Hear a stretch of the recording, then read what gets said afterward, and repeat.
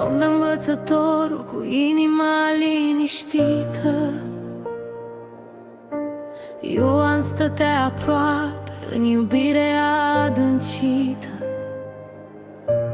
Nu căuta putere, nici locuri de onoare, ci doar prezența sfântă ce aduce alinare. În taina serii la masă împreună simțea iubirea ca o lumină bună, cu capul plecat pe pieptul său divin. A învățat ce înseamnă har de plin. Cine rămâne aproape de Domnul mereu va cunoaște inima lui Dumnezeu. Nu prin zgomot, nu prin putere, ci prin tăcere și iubire. Ucenicul iubirii aproape de Domn a descoperit taina unui legământ. Ioan a trăit în prezența sa și iubirea cerului a învățat-o a da intimitatea cu Dumnezeu. Este darul cel mai greu când rămâi aproape de inima sa. Viața ta se va transforma.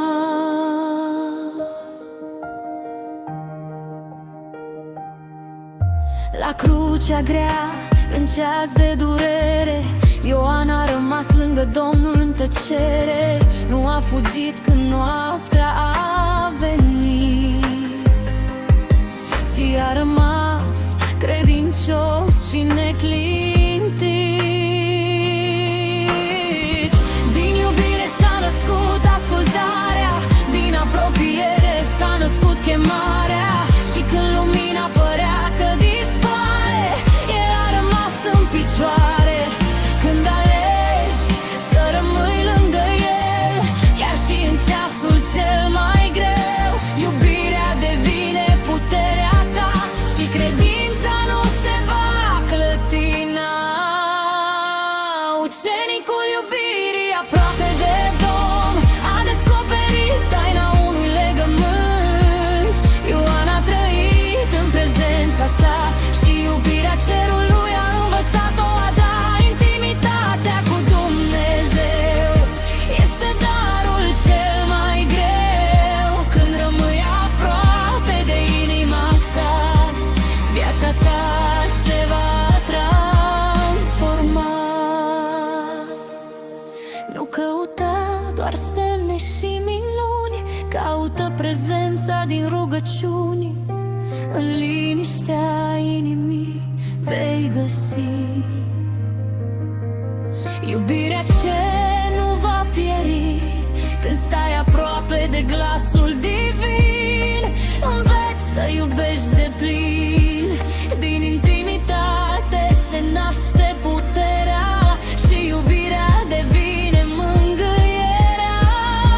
Ucenicul iubirii aproape de Domn ne învață drumul cel bun, să trăim în prezența sa și iubirea să o putem arăta.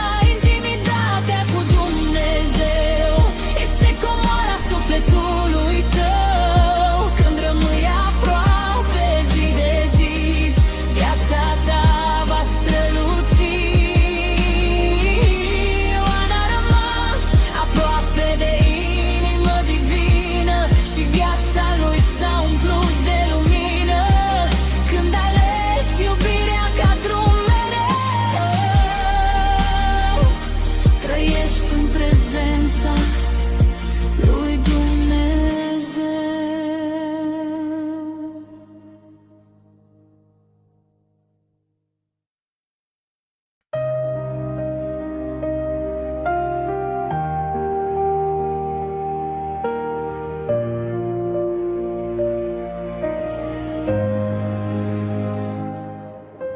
Ioan învățătorul cu inima liniștită. Ioan stătea aproape în iubire adâncită. Nu căuta putere, nici locuri de onoare, ci doar prezența sfântă ce aduce alinare. În taina serii la masă împreună simțea iubirea ca o lumină bună, cu capul plecat pe pieptul său divin. Am învățat ce înseamnă har de plin. Cine rămâne aproape de Domnul mereu va cunoaște inima lui Dumnezeu. Nu prin zgomot, nu prin putere, ci prin tăcere și iubire. Ucenicul iubirii aproape de Domn a descoperit taina unui legământ. Ioan a trăit în prezența sa și iubirea cerului a învățat-o a da intimitatea cu Dumnezeu.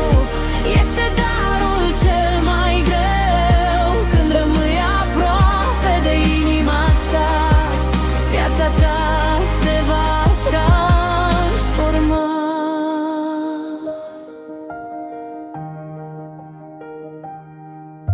La crucea grea, în ceas de durere, Ioan a rămas lângă Domnul în tăcere. Nu a fugit când noaptea a venit, ci a rămas credincios și neclintit.